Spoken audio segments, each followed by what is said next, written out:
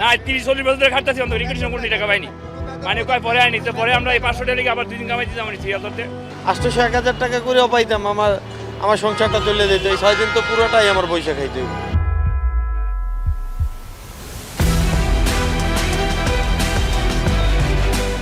রাস্তায় বাস দাঁড় করিয়ে রিকুইজিশন ধরিয়ে দিচ্ছে ট্রাফিক পুলিশ।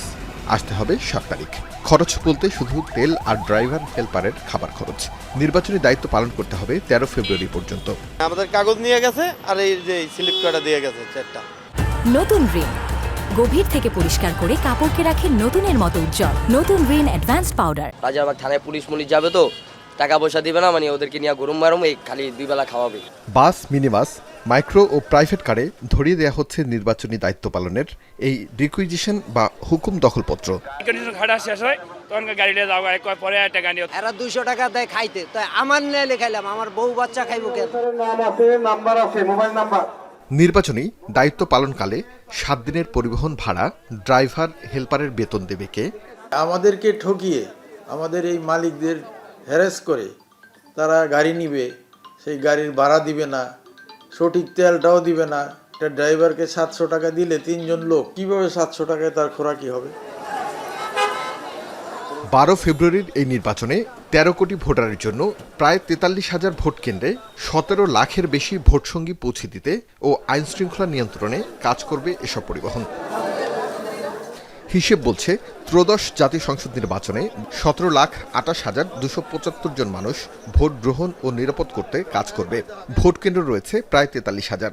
যদি বাসে করে এই মানুষদের গন্তব্যে পৌঁছে দেওয়া হয় তাহলে সবার জন্য দরকার পড়বে 43,206টি 40 সিটের বাস।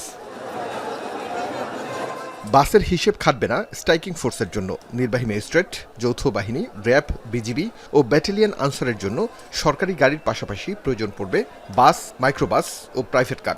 অবশ্য আইনশৃঙ্খলা বাহিনীর 9,43,225 সদস্যের এই খাতে নির্বাচনী বরাদ্দ রাখা হয়েছে 1500 কোটি টাকা।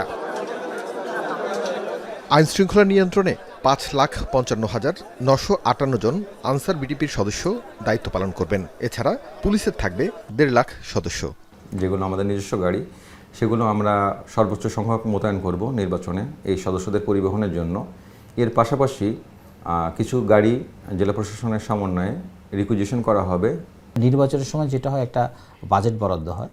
এখন সেই বাজেট বরাদ্দের আলোকেই গাড়ি ভাড়া করার জন্য যে বরাদ্দটা থাকে, ওই গাড়ি হয়তো বা ক্যাটার করে তারপর সেক্ষেত্রে সেটা ব্যবহার করা হবে। ভোটকেন্দ্রের নিরাপত্তা ও স্ট্রাইকিং ফোর্স দ্রুত ঘটনাস্থলে যেতে পরিবহন গুরুত্বপূর্ণ ভূমিকা পালন করে। যদিও নির্বাচন কমিশন বলছে পরিবহনের দায়িত্ব ডিসি অফিসের উপর। এটা ডেটা আমার কাছে নাই, এটা রিটার্নিং অফিসাররা স্থানীয়ভাবে এটা করছেন। আইনশৃঙ্খলা খাতে বরাদ্দের 1500 কোটি টাকা নির্বাচনী ব্যয়ের একটি বড় অংশ খরচ হবে যাতায়াতে। তবে সেই টাকা গাড়ির মালিক পর্যন্ত পৌঁছাবে কিনা সেটাই এখন বড় প্রশ্ন। আরিফ হোসেন, এখন, ঢাকা।